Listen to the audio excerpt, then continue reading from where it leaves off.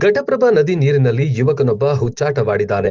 ಭಾರೀ ನೀರು ಬಿಡುಗಡೆ ಹಿನ್ನೆಲೆ ಮಾಚಕನೂರು ಹೊಳೆ ಬಸವೇಶ್ವರ ದೇವಾಲಯ ಸಂಪೂರ್ಣ ಜಲಾವೃತವಾಗಿದೆ. ನದಿ ನೀರಿನಿಂದ ಜಲಾವೃತವಾಗಿರುವ ದೇವಸ್ಥಾನ ಮುಂಭಾಗದವರೆಗೆ ಈಜುತ್ತಾ ಸಾಗಿ ನಮಸ್ಕಾರ ಮಾಡಿರುವ ಯುವಕ ಕ್ಯಾಮೆರಾಗೆ ಪೋಸ್ ಕೊಟ್ಟಿದ್ದಾನೆ. ಸ್ವಲ್ಪ ಯಾಮಾರಿದ್ರೂ ಇಲ್ಲಿ ಅನಾಹುತ ಕಟ್ಟಿಟ್ಟ ಬುತ್ತಿಯಾಗಿದೆ.